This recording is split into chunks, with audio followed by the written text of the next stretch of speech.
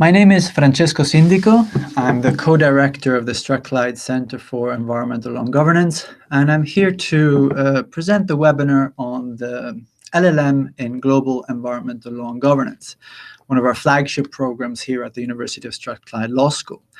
And I have with me here today a colleague who also teaches on the program and a student who is completing the program. And together we will run through a number of frequently asked questions. And our goal is to just give you a flavor of the program and just get you interested even more than what you already are, and also answer any other questions that may come up in the webinar. If there are any questions that we cannot answer, we'll note them down and we'll send them to our admin team, or we will answer them immediately afterwards. But before we start with the first question, can I ask my colleagues to introduce themselves? Right, thank you very much, Francesco. So I am Antonio Cardesa Salzman, and I am lecturer in EU Environmental Law, and I will be actually teaching the 2 elective classes in EU Environmental Law. Thank you very much, Antonio. Catherine? My name is Catherine McKenzie, and I'm just finishing up my own LLM in Global Environmental Law and Governance. I'm currently working on my dissertation. Very well. And already the fact that we have a student with us is not just because she more than us to tell you about the program, but it's really because, as we will share with you, the ethos of the program is that students and staff very often become colleagues. We end up working together, and this is very much an added value of the program. So the first question that often comes up is, what can you tell us about the law school at the University of Strathclyde? And you know what, instead of telling you about our rankings and where we are, which is obviously very good, it's more about what we believe in. And a lot of people think of academics and as universities as ivory towers, as places that just talk to themselves. At Strathclyde, we see ourselves in a different way. Obviously, we are anchored in solid academic background, solid theory. But what the law school is and what the university is a place of useful learning, is a place where students and staff come together to actually solve real life problems. And one of the ways that we do it at the University of Strathclyde Law School is, for example, through the Law Clinic. A prestigious law clinic, has been running for over 10 years. It's where people from Glasgow and elsewhere who want to be supported in their legal action can come, and our students provide them with legal advice and give both our students and our clients extremely useful social, let's say, input. From an environmental law and governance perspective, this ethos is represented by our center, the Strathclyde Center for Environmental Law and Governance, which very much underpins this program. At the center, which has been now running for over 6 years, we have a number of staff, PhD researchers, visiting researchers, affiliates, all working together in a number of fields, almost 10 or 11 fields of environmental law and governance. And we all work together to solve and deal with real-life environmental law and governance problems. And this is really the ethos both of the law school and the center, and one of the things that distinguishes the university. Now, moving on, the other question that we're usually asked is, why in the earth would you want to come to the University of Strathclyde to study our LLM in Global Environmental Law and Governance? And here I would ask Antonio to just say a few words about why we would want people like Catherine to come, but then I will also ask Catherine to jump in and say whether it was or not a good idea to come and why people like yourself would want to come. So Antonio. Thank you very much, Francesco. So what I would say is, first of all, I mean, the staff, the teaching staff in the center is, I would say, we have among us the world leading, or some of the world leading experts in environmental law.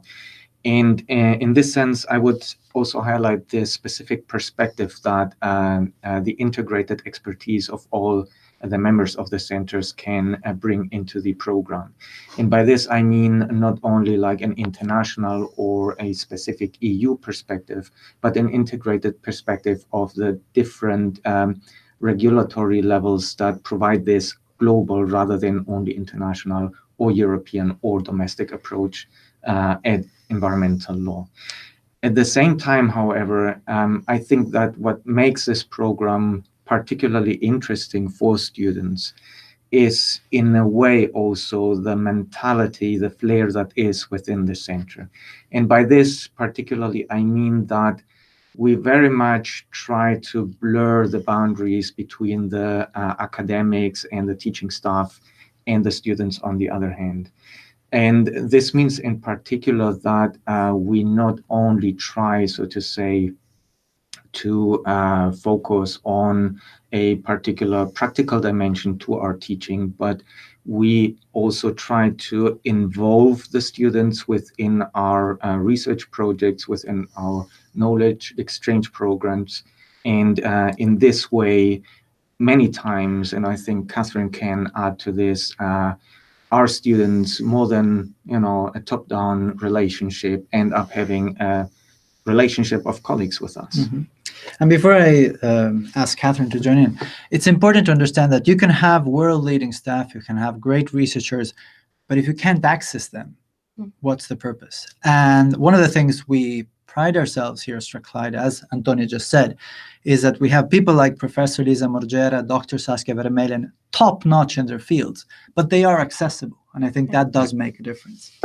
That is actually one of the main benefits of being a student here is not only the caliber of the staff and the faculty, but also the support that I felt as a student. I felt incredibly supported in my own quest for a very specific knowledge, but also the program in general provided me with specific courses that were really of interest to me that I wanted to access. And my experience was that all of the faculty were incredibly accessible, very, very supportive. And I felt very comfortable having a real good one-on-one relationship with each of my own professors to not only ask questions during class, before and after class, but also get input on the direction that I wanted to take my studies. Mm-hmm.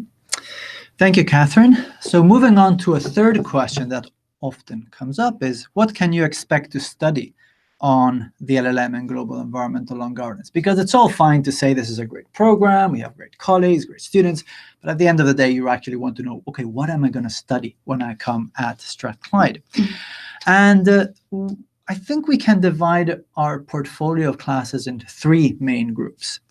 So I'll very briefly touch upon the core classes, and then I'll ask Antonio to touch on those that we can frame within the European Union legal framework, and I'll then highlight some of the options. So all programs need to have some foundations, need to have some backbone, let's say, to them. And our core classes are International Environmental Law 1 and 2 and Global Environmental Law. Now, no need to go into the details. You can find this online and we can provide you further information. But what International Environmental Law 1 and 2 really give you is a foundation of how international law is different from national law, its principles, its sources, how it's implemented, how it's enforced. And this is very important because if you don't have that, you'll really struggle to actually get to grips with the different multi-level governance and regulatory frameworks that you have in different sectors. International Environmental Law 2, which is in semester 2, builds on International Environmental Law 1 and applies what you have learned in International Environmental Law 1 to specific regimes, be it climate change, be it biodiversity, be it law of the sea. Global Environmental Law, also in semester 2, looks at a number of issues around global environmental law and governance, but through global law lens and through comparative lens. And there's an interesting mix of both theory and practice in this class, which is led by Dr. Saskia Vermeulen, while International Environmental Law 1 and 2 are led by Professor Lisa Morgera. I'll let Antonio just very briefly say something about the EU law options. Thank you, Francesco. Yes, so actually there are two classes of EU environmental law running. In semester 1, the first of these classes is very much centered on the one hand on the constitutional principles of EU environmental law, as well as the main areas, so to say, of sectorial EU environmental policy and law. But in the current times, obviously, Brexit is obviously a very important topic also for EU environmental law and for environmental law in the UK and in Scotland. So you might also expect 1 or 2 sessions dealing particularly with the implications of Brexit for environmental law in the EU and also in the UK. The second part of this class actually deals with the external dimension of EU environmental policy and law. Precisely because of this global perspective that we want to give to our classes, to our particular approach to environmental law. This second EU environmental law class actually links up with the specific approaches that the EU brings into international and global environmental legal processes and negotiations, and at the same time looks also back at how these international processes feed back into EU environmental law processes. And yes, for the time being, I'll leave it here. Perfect. And just to add that these are options. So Exactly. as all portfolio of classes, you can make your own pathway, let's say. Other options are more in the international law field and are more sectorial. So if you want to get more into grips with or more in focus on, say, climate change law, there's an international climate change law class, which I will be coordinating. There's international law of the sea class by our expert, Dr. Daniela Dees. We have then a very interesting class, which is taught through block teaching by a practitioner called Dr. Lorenzo Cotula from the International Institute of Environment and Development, who also collaborates with us at the center. And then we have global water policy, which is taught by myself and by my colleague, Professor Robert Kalin at the Department of Civil and Environmental Engineering. All these optional classes really give you the opportunity to go into depth in climate change law, law of the sea, water law, and so forth. And this really gives you the opportunity to get a very cutting-edge knowledge in extremely important areas of global environmental law and governance. But I hope, Catherine, you don't mind if I just kindly ask you from your own experience, how did you find this portfolio of possible classes? Did it add to the program? Yeah, one of the things that I appreciated was at the very beginning in your first week when you get here and you don't know what's going on, is the fact that during that first week, you really get an introduction to each of the elective courses that you could choose. And that really helped me choose the classes that I wanted to take, the electives. I ended up choosing the climate change law, international climate change law, and the law on the sea. And some of what was so incredible, just as far as the learning experience for me, was those are smaller classes. You really have a chance to get to know your classmates in those smaller classes and also certainly the faculty. And it's a great learning environment because there are people from so many different backgrounds. And you learn from each other. And that's one of the things that is really special about this place, I think, is that you have the opportunity really to learn not only from the faculty, but from the other students as well. Perfect. And this just allows me to answer one of the immediate questions that is coming from the webinar.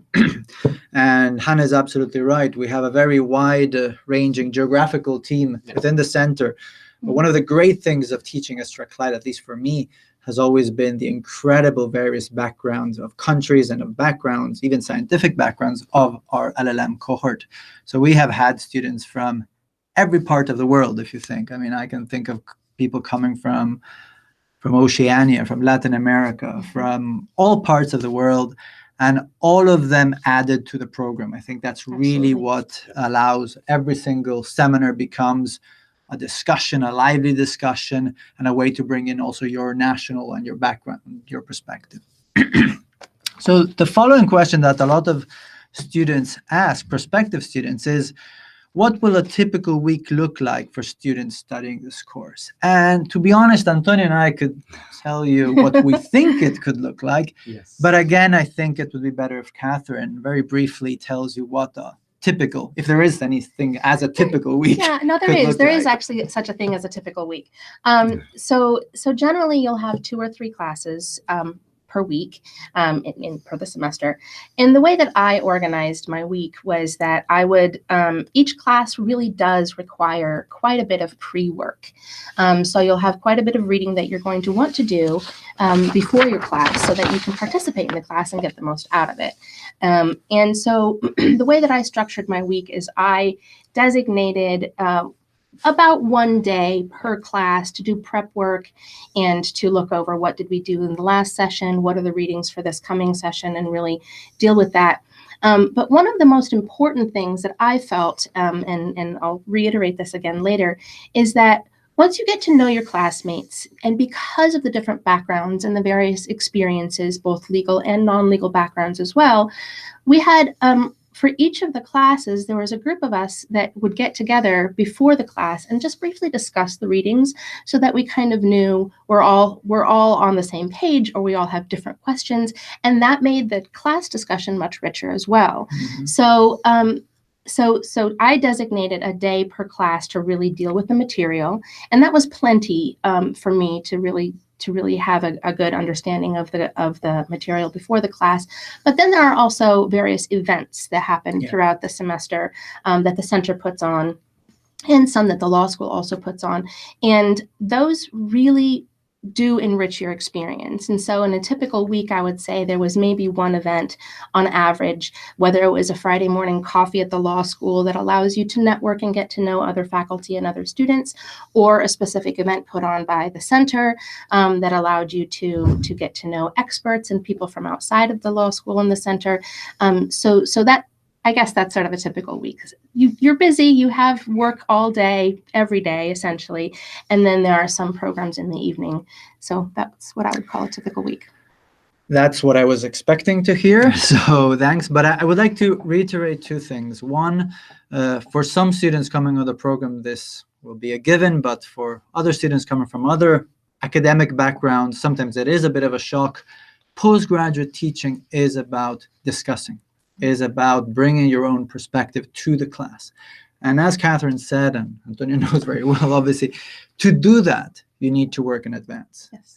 And one of the things of any LLM, but in particular this LLM, Global Environmental Law and Governance, you are as much part of the success of it as we are. It has to come from you. So it's not an easy ride. It's a great ride, but it's not an easy ride.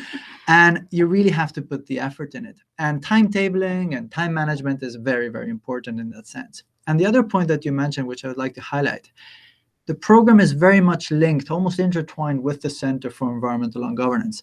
And we make a big effort at the center, Antonio, myself, Elisa, and the other colleagues, to put up a really interesting, exciting series of events.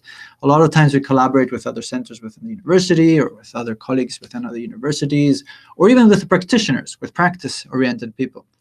And if you're an LLM student and you come here for a year to study the LLM and Global Environmental Law and Governance, you have to take advantage of everything. Absolutely. You have to time manage your time around these events, because a lot of time these events are what will really spark your interest for a specific area, the way you're going to meet a specific person in a specific organization, and those are really the way you open your doors to many opportunities in the future. So I just wanted to highlight that. So the next question that usually pops up is whether in a place like Strathclyde, which, as I said, is very much practice-oriented, place for useful learning, it's important that students are prepared for industry and given practical knowledge. How does the LLM do this? And this is really a wider question of whether, if you come to do the LLM, you will get something out more than just having colleagues teaching you, let's say, and really preparing yourself to a more professional experience afterwards. I think we do it in three ways, and I will highlight the first one, and then Antonio will highlight the second one, and I will highlight a final and third one. The first one is very much because of who we are. And what I mean by that is that all of us who teach students on the LLM and Global Environmental Law and Governance have in one way or another, not just an academic background, but also a practical background. This may be like Professor Lisa Morgera, who before coming into academia worked in an international organization and then kept very strong links with international organizations and works very much through consultancies and through projects in the interface between theory and practice. It could be myself, who I am lucky enough to be advising governments before international courts. Antonio himself is working in the Brexit dimension and in other areas also from a practical perspective. So all of us have a really, not just an academic background, but also a practical background. And that means that when we teach you, we do not just clarify and explain to you what you can find on books, let's say, but we go behind the books. We try to explain why that specific law is written in a specific way, why it seems so easy to implement, but actually there are some other problems. Sometimes they're not even legal problems. And obviously, by having experience more or less also in practice, that allows us to share that with our students. So the first reason why we actually go beyond just a teaching experience, but give you more, is because of our own background.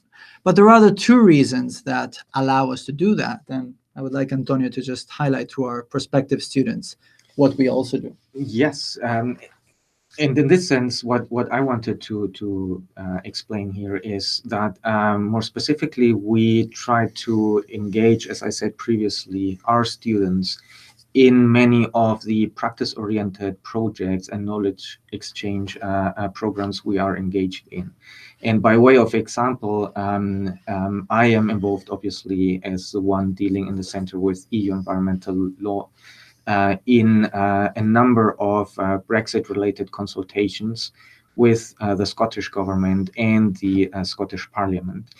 And we have, for instance, in the last year, engaged with the students of my two EU environmental law classes, and we have given them the opportunity to help us out with the basic research feeding into these processes. And in the end, this has led to integrating them in a way in what we have internally called the Brexit task force of the center. And this obviously puts students in relationship with experts in the field, not only in the center, but also outside of the center.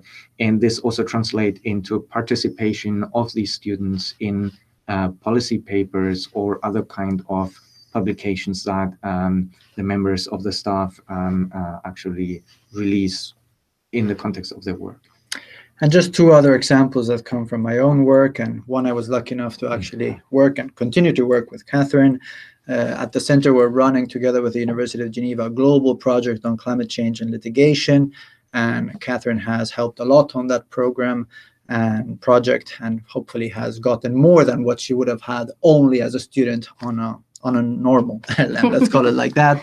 And then with another student, we have also collaborated on a project looking at the implementation of the Sustainable Development Goals by regional governments. And again, that was a global project that had a very interesting impact also at policy level, because it was presented at the UN, at the United Nations in New York last July. That's the second reason why we bring, let's say, a more practical aspect to the program. The third and last is that we are in a position, again, because of our work, because of our partners, to facilitate internship opportunities to our students. This is important because obviously after a year here, you do want to get some even more practical experience. You want to get your hands dirty if you want. And whether it's an international organization based far away, whether it's a small law firm that focuses on global environmental law and governance here in Scotland, we are in a position to make those contacts and to allow you to have that opportunity. Unfortunately, a lot of times these opportunities are unpaid. We obviously try to get in touch with organizations that will provide a paid internship, but it doesn't always happen. Having said that, often internships are the ways to get in the door. And once you've done very well, you've proved yourself in an international organization or another organization where you do an internship, the opportunities to stay there or to continue in that career are much more than if you didn't do any kind of that experience. So A further question that often comes is, how is the course assessed in terms of assignments, exams, and dissertations? Because yes, you'll be interested in the program, you'll find it very interesting, but at the end of the day, you will get a mark and you will want to know how that mark is given. So Antonio, maybe you can say a few words about that. Thank you. Yes, well, the assessment structure of the different modules and of the LLM program overall is relatively simple and straightforward in the following sense. The entire program is divided in a number of core classes and elective classes, and in the very end, you will need to write an so-called LLM dissertation. Now, the LLM dissertation is really the very last element in the assessment structure. You will need to write a 15,000-word dissertation with an especially appointed supervisor. As for the modules, in our program, we have decided not to have any exams. The assessment structure of the specific classes generally imply one shorter essay of around 2,000 to 2,500 words, plus a somewhat longer theory and practice-oriented essay of around 4,500 words. The marks of these classes are then composed usually between 20 to 30% of the mark belongs to the shorter essay, and the rest, either 70 or 80% of the mark, to the somewhat longer essay. You are generally provided with written feedback that explains in detail the specific mark to each of these essays. And this is very much our assessment structure. So no exams. The assessment is essentially based on papers written in each class. And towards the end, you need to write an LLM dissertation. So we're getting close to the end of the webinar. We did have a few more questions to look at. I will just summarize some of the answers, and then I'll ask Catherine to say a few last words. Often students come asking whether we have links with the legal profession. Now, we have to be careful what we mean by legal profession in a global environmental law and governance. It's not as straightforward as if you are doing an LLM in law to become a practitioner in domestic law. But the good thing is that the center is very well equipped in that sense. Because of what I already said, we have partnerships with a number of organizations. We have links with, just to name a few, the Food and Agriculture Organization in Rome, UNESCO in Paris, the CBD, the Convention on Biological Diversity. But actually, we have many more that you can actually browse through our webpage of the Strathclyde Center for Environmental Law and Governance. So we are very much in the practitioner world. Sometimes students want to know already, because they have a passion for research, whether by doing our LLM they can go on and do a PhD. That actually often happens. I myself have 2 PhD students now who have done their LLM here at Strathclyde Law School. Often what happens is that you do your LLM and then you get some practice, you do some work for 2-3 years, and then you come back as a PhD student. Sometimes you come back immediately. There are plenty of scholarship opportunities. There's plenty of opportunities, support from the law school, and I encourage you, if that's something you're interested, to inquire, and we can tell you a bit more about it. But I really would like to end this webinar asking Catherine, what would be your top tips for enjoying your LLM, should you decide to come and join us?